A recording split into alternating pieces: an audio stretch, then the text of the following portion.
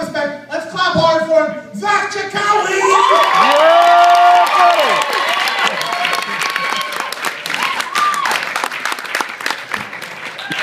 Hello.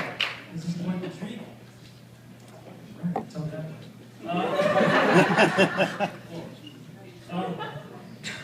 I see a lot of familiar faces out there, which is actually kind of reassuring because I was never really much of a public speaker. I actually had to piss myself a couple times, not gonna lie.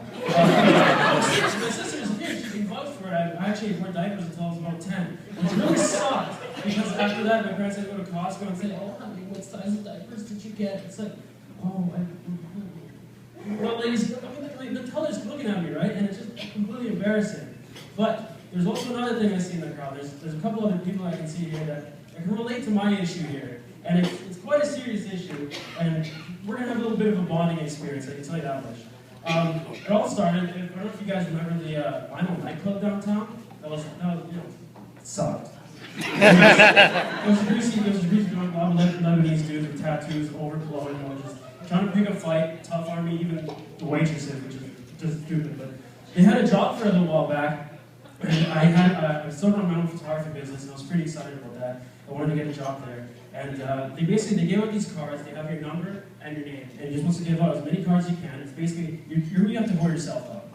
They're trying to get if you can get as many cards, so you bring them some business, and you're worth a while. So with this big party night, we started actually drinking quite early, and then once we actually got there, I was already half cut. So it actually kind of sucked because I don't really remember the part of the night. But what I do remember is the key point in the evening, which my kind sister bought me 6 shots of tequila. And this is a family member buying me 6 bloody shots of tequila. She basically just said, "Here's your death certificate, have a good night." And this is my own flesh and blood, which sucks, but I still love her to this day, and she's my sister, and thank God for that. So after that night, it was a bit of a blur, but I do remember drinking a whole bunch of other liquor at an absolutely obscene amount. And wow, that's awesome. and then after that, it's just a complete blur, but I do remember is that I get home, and I crash, and I go to sleep, and I probably have one of the best sleeps I have in my life. The next morning, I wake up, and I'm feeling fresh, I don't feel hungover, my stomach isn't hurting at all, and I'm going to go downstairs and have myself a nice little hangover shot. And as I'm about to actually head downstairs, my mom is just staring at me, and I can feel her staring at me through the walls, and even through the floor, and everything like that. It's just that gut feeling that just really hurts. And I mean, you know your mom's staring at you like that. It's just that one look. You can't even describe it. It's just like that. And so I head downstairs, and she just steps out, and I'm like, "Morning." And she's like, "Do you know what she did to the upstairs bathroom last night?"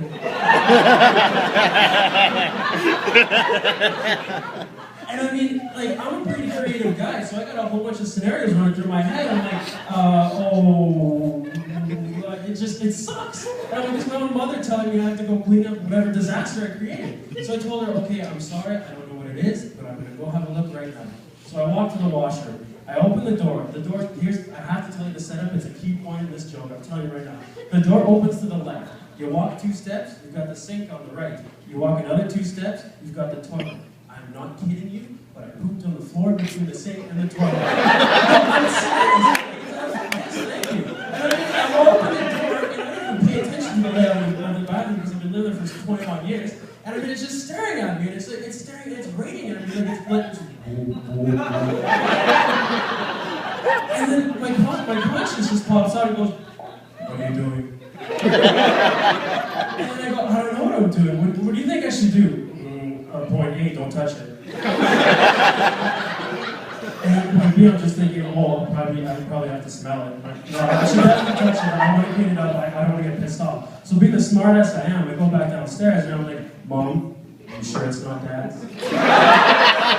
That's one of the scenarios that went through my mind. I was like, maybe he framed me. I don't know. He's crafty. I'm a boy. He's a guy. Maybe I got his genes, you know? And so, like, unfortunately, I had to touch my own fecal matter, which really sucked.